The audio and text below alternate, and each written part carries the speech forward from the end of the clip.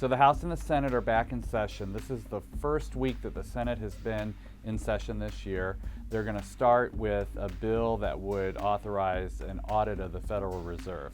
In the House, they're going to take up legislation related to mining and environmental law. They'll also take up a bill related to terrorism financing in Iran. But the big event on Capitol Hill this week will be the President's State of the Union address. This will be the last address that President Obama will give before a joint session of Congress. So it's a way for him to mark the end of his administration.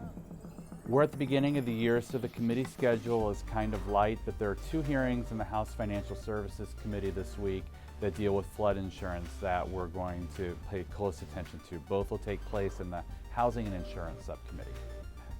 In November, the National Credit Union Administration issued for comment a proposal that would expand field of membership opportunities for federal credit unions. We're strongly supportive of this proposed rule, and it's got a comment period that goes until February 8th. So we've been encouraging credit unions to send comments to the agency, and so far we've had more than 1,100 comments filed with NCUA. The vast majority of them have been supportive of the proposal. We need to keep those letters going. So we have power comment set up so credit unions can go and file their comment letters. We're using voter voice to encourage credit union employees and volunteers to send supportive messages to NCUA. We've seen a couple of letters coming from Congress in support of the proposal.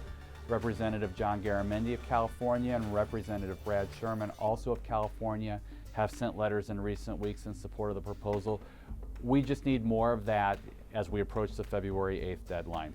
CUNA is going to be filing its letter on or before February 1st, so once our letter's out there, folks will be able to see what we've said and add their perspectives as well to that.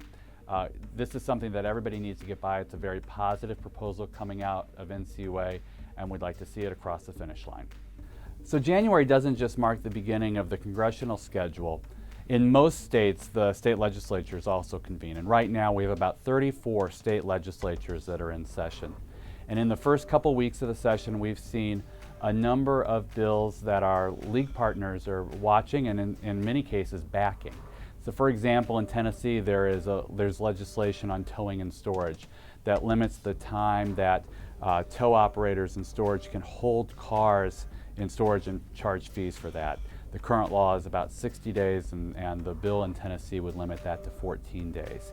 In New Jersey, the league is very close to getting price-linked savings legislation to Governor Christie's desk, and they've been very supportive of that for several months. Missouri, the Heartland Association is taking examination parity legislation. They're also working on price-linked savings there, trying to get that through the Show Me State legislature. And Kentucky and Florida also have patent reform bills to try to make the patent process a little bit more fair in those states. Those are all bills that our league partners are working on. There's a lot of work being done in other states as well, and we'll try to highlight that in the coming weeks.